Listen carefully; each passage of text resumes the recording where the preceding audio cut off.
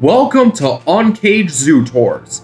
If you are new to the channel and love animals, I would highly recommend hitting the like and subscribe buttons and the bell icon to join me on my tours. We're back for round 3 at Zooatlanta, from their amazing reptile house. Today, we are traveling to their exciting FORD African Rainforest. Opened in 1988, this groundbreaking exhibit is home to America's largest gorilla complex. But this exhibit also has a lot of history behind it. Let's begin.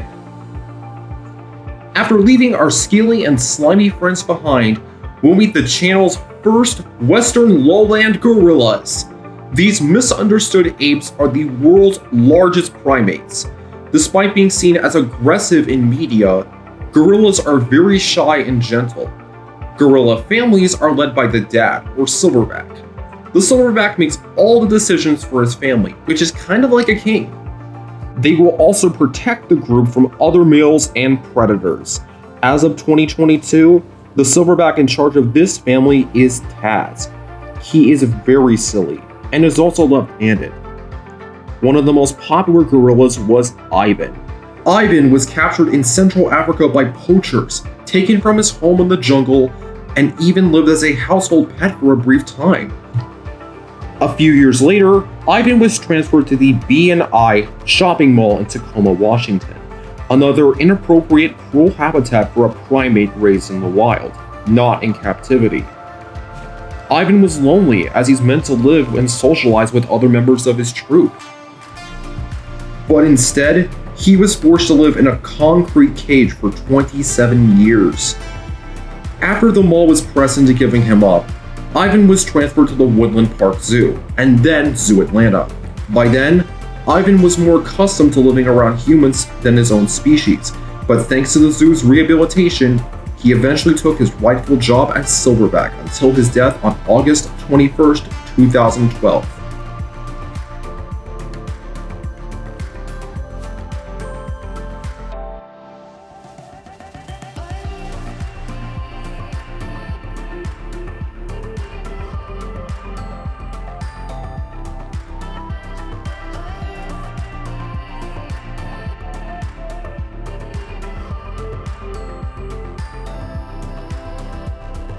It's time to move on, but we're not done with gorillas just yet. We'll be heading into 2004's The Living Treehouse. On the right is a big mix of lemurs. Not only are there ring-tailed lemurs, but there's crown lemurs too. They're sexually dimorphic like the white-cheeked gibbon. Males have reddish-brown fur, while the females have gray fur. Just like other lemur species, crowned lemurs have a dental comb. It's not an underbite, but it's made of their lower teeth, which they can use as a back scratcher. There's also the channel's debut of the black and white ruffed lemur. This lemur is one of the world's largest lemurs. Just like these, they're pollinators, and they love fruit. In fact, 92% of their diet is fruit. Remember in episode 3 when I said that female lemurs oversee the troop? Well, not only are they in charge, but the females can often be very aggressive towards the males. Talk about a toxic relationship. Speaking of females, one of the lemurs you may find is Malaki.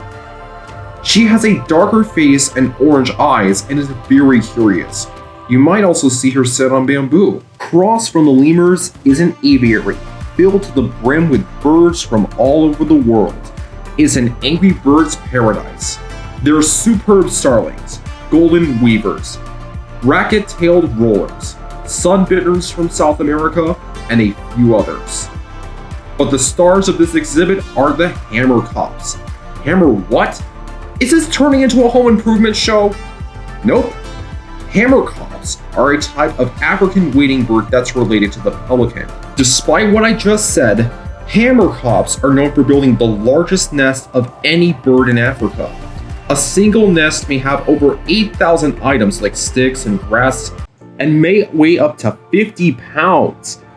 The final jewels of the Living Treehouse are two very special monkeys. First is the wolf's Guenon. The word Guenon means fright in French, which is appropriate for the fear you might have when seeing these monkeys bare their teeth when they are excited. Despite looking like a monster in a fairy tale, the wolf's Guenon is named after the man who discovered this monkey. Like other Guenons, the wolf's Guenon has cheek pouches that they can stuff with food. Now there's someone who could be friends with Alvin and the Chipmunks, or Chip and Dale. I'm not sure if they would be a good rescue ranger though. Their larger roommates are drills. Even though their name is based off a power tool, the drill is also one of the world's largest monkeys, though not quite as big as the gorilla. Also, they walk on their hands and feet, and like their baboon cousins, they live in a mostly female troop, with only 1 or 2 males. Speaking of males of the species, they have a long mane and large canines like a lion. Enwi, the main male in this exhibit, can use his long teeth to greet others in his troop. In fact, Enwi will sometimes do this so the veterinary staff can look at his teeth for checkups. Speaking of social skills, drills also show their butts to socialize. Ugh, gross out humor is the worst. Anyways, they do butt presenting to say, "Can you please groom me? I feel so itchy. It's like I have poisonous balls." Even in captivity, drills are relatively rare, so this may be the last time you see them on my tours. Now onto part 2 of their gorilla complex, the Wille B Conservation Center. Inside, you can learn about how Zooatlanta uses computers and meet Floydd, Taz's son and Wille B's grandson. He's so cute! Like a human baby, he laughs, cries, eats, and sleeps. But Floydd also spends a lot of time with Taz. In fact, Floydd often likes to nap with Taz for comfort. As of 2022, Floydd is 3 years old. Gorillas usually live for 50 years in captivity, so he's got a long life ahead of him. Now it's time to head outside.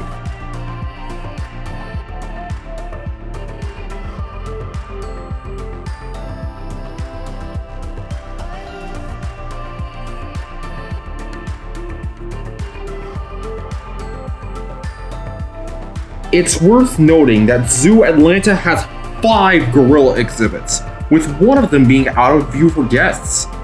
With a total of 1.8 acres, it is America's largest gorilla complex. 2 of the exhibits are home to their male silverback gorillas. Speaking of which, another notable silverback who lived here was Wille B. Just like Ivan, Wille B lived in isolation, but in Zooatlanta. He lived in a bear cage with a tire swing for 27 years. But when this amazing rainforest opened in 1988, the zoo gave Wille a better home and 13 new gorilla friends. When he died in 2000, he was the oldest gorilla in America to father offspring. As of 2022, Wille B Jr. is living at the zoo with the other bachelors. Most males are kicked out of the family before reaching maturity, but will try to challenge other silverbacks for leadership. One more thing. Zooatlanta plays a big part in gorilla conservation as wild gorillas face deforestation and the bushmeat trade. Zooatlanta has partnered with the Diane Fossey Gorilla Fund International to ensure the future of these great apes. I included some donation links in the description below if you want to help too. Finally, are 2 more special monkeys. First is a red-tailed monkey, another monkey that stuffs its cheeks with food.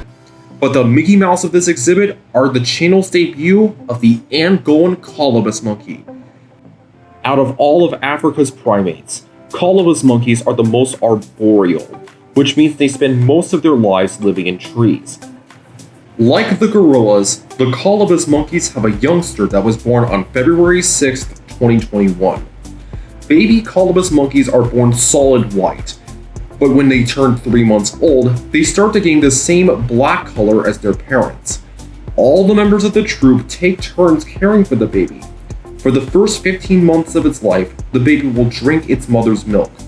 Then will start eating leaves from the wild, and at Zooatlanta, vegetables, lettuce, edible plants around the zoo, and leaf chow. I'm not sure what's in it.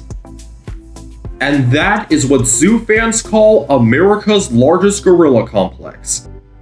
I hope you enjoyed.